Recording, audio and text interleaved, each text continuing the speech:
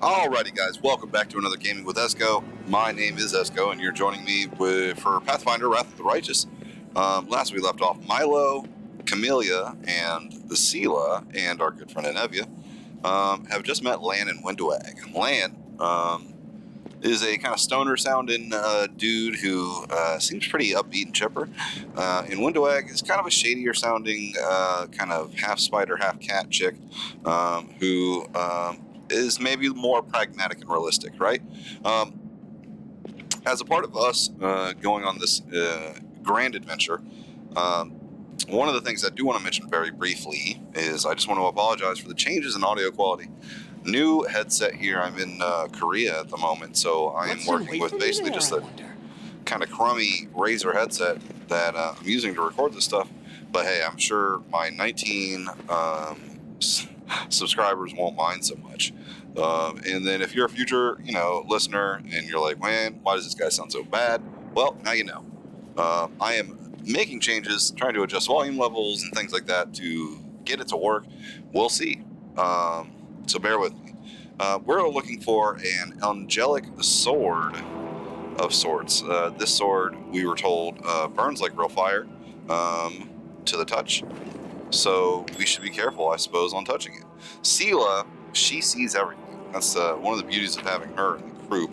She is a paladin, as you may recall. Let's see what we got here.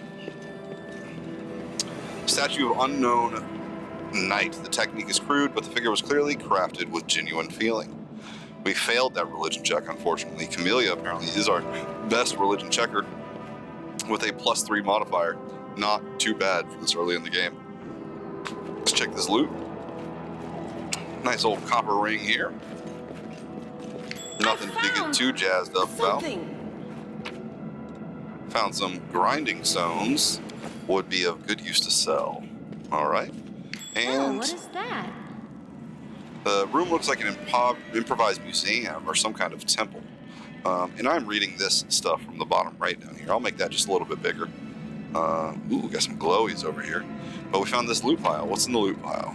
A handful of gems. X2. So that's 2 handfuls of gems. What's that there? Oh, okay. And we got some more loot here. Some more grinding stones. What do we have here? Some more loot. All right. A couple of more handfuls of gems. Some more loot. All right, another grinding stone and another handful of gems. Let's go ahead and F5, quick save real quick. Let's try to jump across this rubble. We have to find the relic first. Okay. I found. Fortunately, I know something. where the relic is. I believe it's in this right pile. Yeah, you can tell because even the cursor changes. See, it's got a cog here. Over here is just a normal hand. So let's grab these pearls. X3, excellent. And then, boom, let's touch the shiny.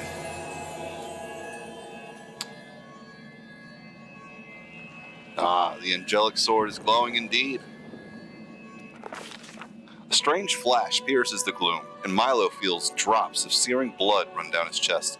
The wound healed by Terendelev reopens and weeps scarlet, but there is no pain or weakness. A hazy scene appears, a cave chamber. This one or another one entirely. Milo's heartbeat quickens, and a stream of thoughts suddenly bursts into his mind. Thoughts that clearly belong to another. Treachery. They betrayed me. Trapped me and stabbed me in my back, my trusted allies, my treasured friends, and the people I have sworn to protect, the people for whom I descended from heaven and came to this turbulent mortal world. There they are, up ahead, in the gloom of the cave. What are they waiting for? Are they afraid to draw any closer? Do I believe I am about to die from their traitorous blows? Next to me, a quiet moan. A girl with a golden braid lies on the rocks, clutching her slashed side. She refuses to join with the traitors and paid dearly for it. I could have tried to run, but I will not. Whilst I still have strength, I must. While recognizing the foreign origin of these thoughts, Milo intuits that he can control them somehow. Let's try to heal the wounded girl. A spark of healing magic illuminates the eerie, murky scene before Milo. The wounded girl opens her eyes and whispers, "Laria, you said that everything was going to change soon. You said that the other warriors of heaven would be leaving us on a grand mission to stop the demons forever. Is that true? The frenzy of foreign thoughts comes faster and faster like a rushing river, and images flash by one after another. A priestess in colorful robes, observing the stars, a young female paladin praying, clutching her glowing sword, a majestic golden-winged angel gazing into the distance, his face covered by a helmet, but his voice ringing clear. Only if you're willing, and only if you're ready. There is no going back. Then don't waste your strength healing me, the girl whispers. Your mission is more important. You, take care, it is near. There in the vision, the darkness in the cave stirs into motion. Something massive appears from within the depths. A vague shadow, an outline, a nightmare come to life. A wave of odious chirping and rustling emanates from the shadow, the sound piercing like hot irons lancing through flesh and bone. The traitors fall to their knees before the shadow in reverent ecstasy, and the wounded girl thrashes in her death throes. The yawning chest wound burns white hot. Milo's head pounds with pain, and it is no longer clear whose pain it is. The person called Lariel, who sent this vision, or the one unlucky enough to receive it. Let's see. +5 to will saves. +1 to Arcana. We will save, but Milo is determined to fight off the illusion. Succeeded. The force of the attack, though originating in a vision, is terrifying, but Milo is stronger. He shakes off the pain and torpor, and alas, the one who sent the vision cannot claim the same. He is broken and exhausted. A monstrous shadow emerges from the murk of the cave. It is not real, it exists only in this strange vision or memory, but the thrill of fear it provokes is more than real. The shadow's features starkly resemble those of Discari, the terrifying demon lord. In a movement as swift as thought itself, the monster's hand is wrapped around the throat of the one they called Lariel. The foolish angel struggling on the rocks like a fly with its wings torn off, intones the shadow. Its voice changes as it moves, shifting from a quiet whisper to a sonorous shout, becoming young, then old, and quavering. Where's your goddess, angel? Where's her self-assured herald? How is it that you are dying here alone, so far from the light of your heaven? A strange calm envelops the thoughts of the one called Lariel. He recognizes who stands before him, and he knows he will never bow down before this enemy. The flaming sword flares to life in his hand, bright, pure, flickering with multicolored sparks like a sunbeam through stained glass. Slash! The blade slices through the demonic creature's flesh, and the monster recoils with a howl, releasing his grip on Lariel's throat. The angel falls back heavily on the rocks. His vitality is ebbing, but his pride remains undiminished. He grips the sword. With his last burst of strength, plunges it into the rock. Milo senses that the vision is fading, the rush of thoughts diminishing like a river running dry. The last thing he hears is this: "You will kill me, monster. This I know. But one day, someone will come here and raise up my sword. They will raise it up and save and protect the innocent." The vision disappears, vanishing in a bright burst of colors. Milo does not hear the final words, but he seems to complete the thought, taking it to heart. The words fly from his lips, and with them something else. The heat blazing in Milo's chest fades away. The edges of the scarlet wound close, leaving not even a scar behind. Looking down, Milo sees the flaming sword in his hand, or rather, its outline, the memory of what the sword looked like. With a final surge of warm and soothing light, the sword vanishes, and the light is drawn into his hand. Milo senses that it will return. All he needs to do is call it.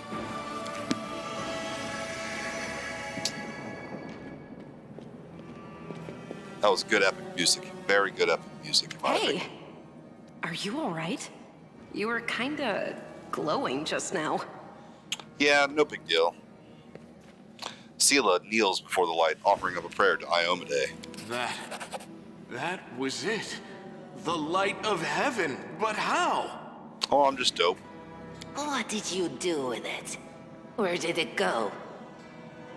I think I saw the memories of Lariel, the angel who died here. Lariel? That really was Lariel? The angel from the legends. The ancestors even got his name right on the gravestone. The chief will be thrilled. Hey. You.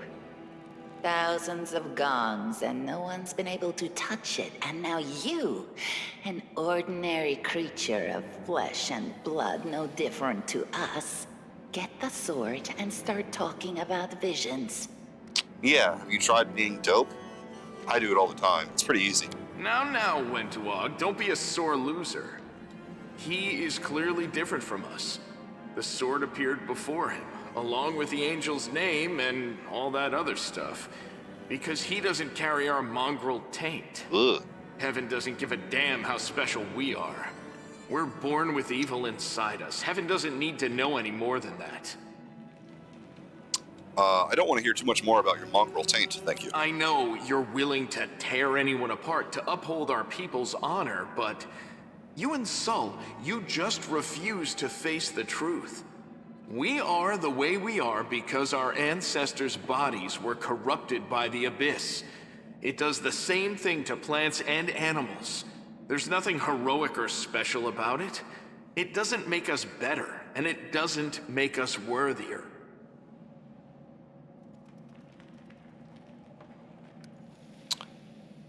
You saw it too? The traitors, the dying girl? It's only us here. Your group, you, me, Wendu, and the light of heaven that sort of got, sucked into you. Any chance you can whip it out again? We do kinda need it. I mean, you keep talking to me about your mongrel taint. Sorry, I crack jokes when I get nervous, and when I'm upset, and when I'm happy. Anyway, what I said, it came out wrong. We need to bring you to Chief Sol. You can show everyone the light of heaven, we'll rally the tribe and go into the maze, and we'll get back our kin. The light of heaven is a weird name for my penis. And what if he can't make it happen a second time? What then? The tribe will just say we're crazy and turn its back on us. I'll have you know, Milo, the bard, has no problems with his performance. Thank you, Wenduag. It seems I can control it. That is just... wow, I mean, that's amazing. Heaven has truly blessed you. This power is the most majestic thing I've ever seen in all my life. Is this what the sun is like, Lan? That's fucking depressing. Yes, it's similar. But this light is more... golden? Chief Sol needs to see this. Now that we have the power of angels on our side, he can't say no. He'll have to assemble a troop to storm the maze. You Uplanders care about your kids, right? Help us save ours. Without them, we won't survive. And then, the perils of the maze won't be so bad if we go together. We'll make our way through it and find the way to Canabras. Lead us to your chief, and I'll decide if I'm going to help you or not. L'Ariel? Oops.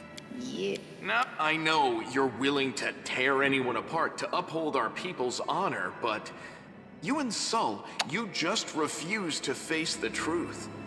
We are the way we are because our ancestors' bodies were corrupted by the Abyss. It does the same thing to plants and animals. There's nothing heroic or special about it. It doesn't make us better, and it doesn't make us worthier. Lead us to your chief, and I'll decide if I'm going to help you or not. Let's go. We'll take the short route. Well, the only route, really. Okay. Now we do the jump.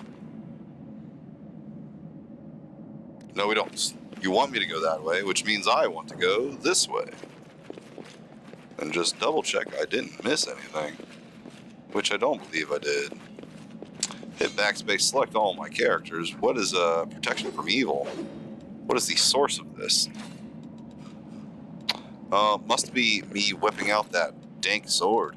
Let's check out these other characters though while I have them. Lan, a Zen archer. Range 50 feet, quite good, quite good. Speed's 30. You'll see my speed is also 30. That is because I chose to make my character something about his race. I selected a thing. Traits, keen senses, halfling luck. No. I got rid of sure-footed and bravery or something like that. So that I could not... Yeah, hasty halfling loses sure-footed and fearless. But his base speed becomes 30 feet. He gains a +2 bonus on initiative rolls. Yeah, there's nothing I hate worse than moving slow, which is why you'll see me be very annoyed with Asila sometimes. But I try to stick her in the front so that she can still get in the action. But anyways, Zen Archer here, and we have Winduag the Fighter. Alright, well, she's got a bow. It'd be best, in my opinion, if she didn't have a bow. But I also don't want to give her anything that I care about, for reasons I will not disclose. So, how would you like? I mean, a dagger is tempting. Quite tempting indeed. Sure. I'd rather have a longbow, and you have that dagger, than the other way. And you've got a longbow, you are a Zen Archer, that is terrific for you. This is not better in any way, and I cannot use a longbow, probably because I have short arms. Very well. Oh, and then Land, you, I believe, can equip these bracers, and let's see, his armor class should jump up here. Boom, 19, very good, very good. Did 3.5, if you know, let me know in the comments. Okay. I did it. That time we succeeded. Don't consider that cheating because, listen, this is the only way forward. Sometimes We shall move. you got to do some dumb stuff to make it work. Nice 4 damage on a flat-footed spider. Flat-footed, the giant spider is quite healthy, but we can rush, and we will. Nice 7 damage with the dagger I gave Winduag. And good old Land here. Go ahead, shoot. Ooh, missed. That's a little rough, but that's okay. We can just rush forward. Without risk. Sela, you got nothing else you can do. Miss Camellia, I'll cut you you can come wide on up. open. And then Winduag, go ahead and give her a slash. Boom, very good. I actually don't want you to go forward anymore.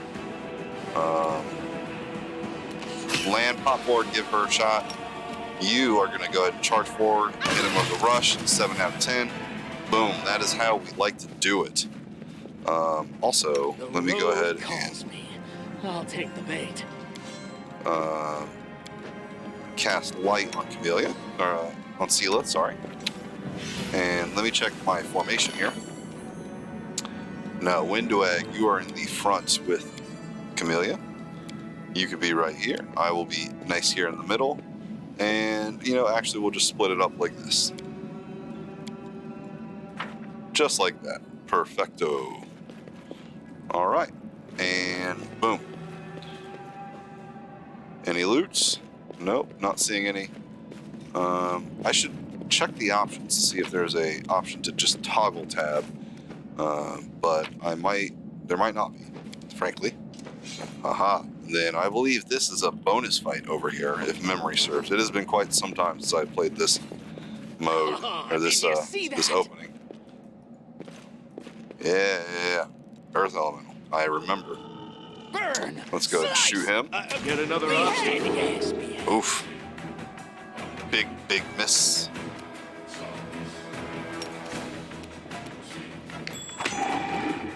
Well, 2 out of 10. She did get a nice perception check there, though. Go ahead. Ooh, nice. And then just out of range, so we will just walk forward. I thought there was another bigger one back here, but perhaps my memory is not quite as sharp as I would think it would be. That's it, Camellia. Thank you. Winduag, go ahead and kill him. Again, I'll have to hold off. Land, nice 2 shots here. Boom. Celia, still Did I can't. mess up again? Don't have a perfectly straight line for some reason, so Light, take you. No. not sure why I didn't get a chance to attack there, but that's okay. Nice, got a nice hit with Milo. Good miss there, Elemental. Sacrifice. I'll rip you apart. Oof, okay. Into the fray. Oof, come on. May I see your We got him entrails, surrounded. please? You just got hit. This will leave a Ooh, big 10 damage. Go for their hearts. We're just gonna keep spamming that attack. Oh, come on. Do I heal you up? You're probably not even evil, frankly. Do you have your lay on hands on yourself? You certainly don't. And was I wise enough to give you a potion? I was not. The Inheritor, guide my blade. Summon Soothing Lights. 1 temporary hit point for that's not gonna do it, huh? Just shoot him. Commence. Come on, miss. Yes. Come on, hit. There we go. Luck was on our side. The D20s favored us. Alright, show me this loot. And we get a Wand of Cure Light Wounds, which will be perfect to, well, cure light wounds. You stick that in your pocket. And then you are going to use that on Sela, please. One more time for... There we go. It's not bad. Not a bad trade. I will take... This way. I will take that. I'm not mad enough to do it. There we go. And we'll F5 quick save real quick and continue forward. We'll just creep forward just a little bit more, maybe do one more fight and then call it an episode here. Alright. Milo, So many thoughts. our so intrepid little hero. time. Go ahead and get that Did we shot find off. trouble? Boom. No, Nice 5 damage. they did. Yeah, so for those of you who are You familiar won't with the survive 5e me. rules, you will, you should be at least semi-aware No match of for the me. idea behind AC The light. armor class. Take you. So one of the cool things about, and I do think this is a cool rule from Pathfinder, which I do believe that is taken from